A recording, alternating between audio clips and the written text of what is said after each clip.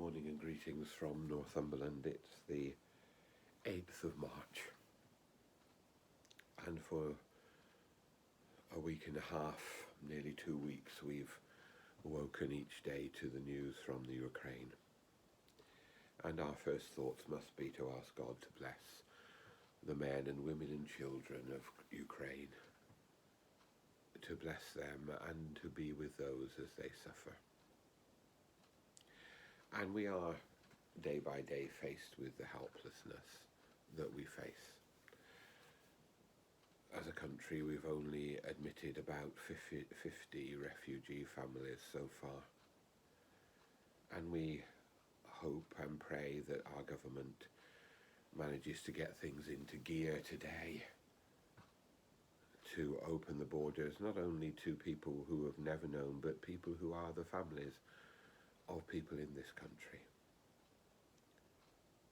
We need to keep our eye on the news and to remember what's happening. Today we celebrate a number of saints: Edward King, Felix, Geoffrey Stoddart Kennedy, the wartime First World War chaplain. But today I turn to the Gospel, to St. Matthew chapter 6, beginning at verse 7. It's the Gospel set for us today for this part of Lent, and it is the point where Jesus gives his disciples the Lord's Prayer. When you are praying, Jesus said, do not heap up empty phrases as the Gentiles do. They think they'll be heard for their many words. Do not be like them. Your Father knows what is in your hearts, and pray, Our Father. The Lord's Prayer is the most profound of all our prayers, the prayer that should be on our lips morning and night and in between. It's a pattern for us, and I found in this time of praying for Ukraine that the prayers of the church, the prayers of the Orthodox Church, which I pray and have shared with you, the prayers of the collects for morning and evening prayer in the Book of Common Prayer, has spoken most profoundly into this situation.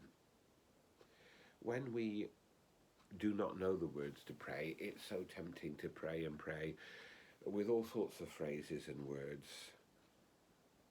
But if we turn to the Lord's Prayer and to the prayer of the church, those prayers will speak for us, and our hearts can pray in and through those prayers. That's why I offer each morning a simple morning prayer, and we offer each night a simple evening prayer. Prayers that become part of our hearts. Prayers that mean we can pray at every moment. Yesterday, Lynn and I drove around the Scottish borders. It was our day off, and we love to visit those beautiful places.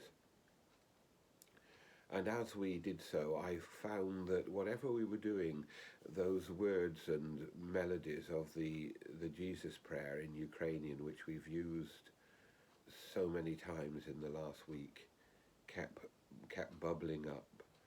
The tune kept coming into my mind. I was humming it under my breath, and as I became conscious of that, I was able to offer a prayer. And I think we must open our hearts to that call of Jesus to pray, and open our hearts to those words of the prophet Micah, that we must do justice and love mercy and walk humbly with our God. May God bless us. May God bless Ukraine.